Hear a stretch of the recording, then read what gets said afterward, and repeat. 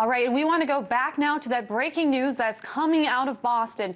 Two explosions went off this afternoon near the finish line of the Boston Marathon. It happened at around 3 p.m. and we just got word from the police commissioner that there was another explosion outside of the JFK Library in the Boston area as well. Now, here's some new video that we just got into the RT newsroom. The Boston Police Department tweeted just a short time ago that 2 people are dead and at least 64 more are injured. The 64 injured number comes from the Boston Herald.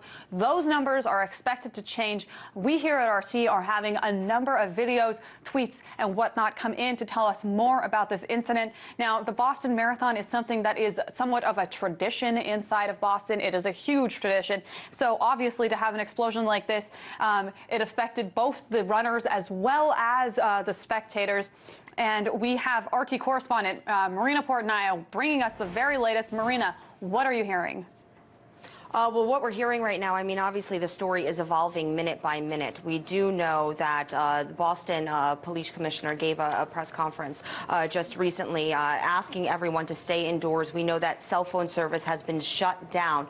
Now, this would be to prevent any remote detonations of explosives that the police have not yet found. We know that there was those 2 explosives that went off by the finish line of the marathon. Then there was another blast at the JFK Library that now the Boston police say they are not sure if it's related to the 2 original blasts, but they are treating it as if it is related. U.S. President Barack Obama has now instructed government officials to aid Boston officials as they Marina, need any support. I am going to pause your story right there. We just got some very shocking video coming in. You can actually hear the explosions. Now, this video is from the Boston Globe. Let's bring that video up and we'll show you, and then we'll come back out and speak with you, Marina.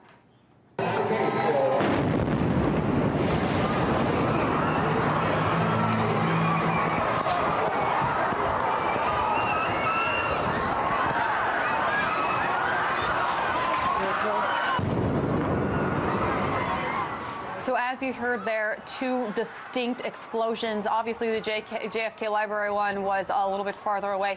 Marina, talk to me more about what have you heard about these explosions at the JFK Library? Well, according to police, they do not know if the explosions at the JFK Library is related to the ones taking place that took place at the finish line of the Boston Marathon, the one we just saw a video of on the screens. We saw that the debris flying and one of the runners collapsing to the ground. What we do know, now this is according to the New York Post, that a 20-year-old Saudi national is now in custody and is being treated as a suspect in connection to the explosives that took place by the finish line of the Boston Marathon. We're still waiting to get that confirmed, but that is according to the New York Post. Other news outlets are also reporting that there is video, surveillance video of a man walking into the scene of where the bombs went off 20 minutes before they exploded with a backpack. Of course, this is a huge puzzle that needs to be pieced together. And of course, the saddest part of it is that you have so many innocent victims that have been caught in this scenario. We're talking about some 27,000 people that were participating in this marathon that traveled from all over the world. Tens of thousands out in the streets watching as spectators, cheering them on. We had police officers in the streets, EMS workers in the streets, news crews in the streets, and then these explosions go off. And if you look at that video, you see the white poofs of smoke in the sky, everybody running to save their lives, scared, extremely scared. We saw some video of blood really soaking into the concrete in certain parts of the area. Some images that have been posted online by news outlets and even on Twitter show some victims with some limbs gone. So there have been some severe injuries from this sad day taking place in the midst of the Boston Marathon. And Marina, I was actually listening in to the press conference that they were holding. They said that they are in the process of securing the area, and obviously within all the chaos, people were leaving their bags behind, so they're trying to determine what is just an innocent person's bag versus what is a potential bomb or another bomb. But beyond Boston, the country is on high alert. I was reporting earlier about the fact that the White House is shut down. What are you hearing both in New York and across the country? That's right. As you said, the White House and in the surrounding area, there's essentially been a lockdown to prevent any kind of suspicious behavior, to keep anyone that's not unfamiliar away from the White House.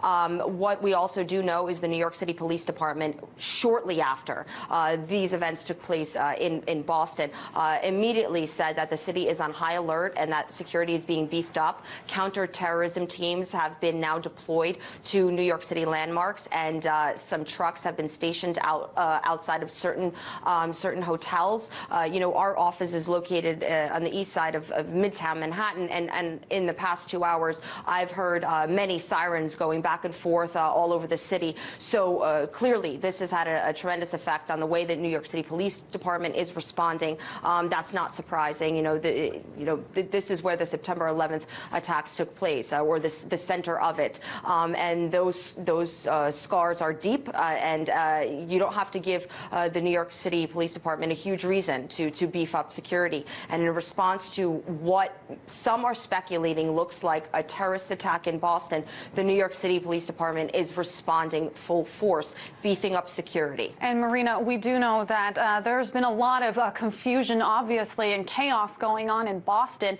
At first, it was questions over whether this was just some type of natural disaster. How is this information being disseminated, and when are we going to find out more? Look, I have to, you have to give it some time. Everybody wants to know everything instantly, of course, with social media, with 24-hour news. But this is an incident, an event that is unfolding, and the police are trying to investigate and figure out themselves what is taking place. They shut down cell phone service there to make sure that no explosives would go off if they haven't even found all of the explosives. From one standpoint, and some experts, security experts, have said this looks like something that was strategically planned. This doesn't look like a man-made disaster. It doesn't look like a manhole cover exploded. If you look at the scene, it looks like a bomb went off, and then it looks like it was coordinated. Now, the police say they found some explosives that they detonated on their own, or they're trying to take apart. Maybe those are explosives that were meant to go off and didn't go off. I am not an investigator. I'm not there, but this clearly doesn't look like a natural disaster. I could tell you that much. And the way in which Washington is responding and New York City is responding just underscores how serious of an event this is. And of course, there are so many that have been injured, so many with critical injuries, so many that are, well, at least 2 that have lost their lives, but that number may grow.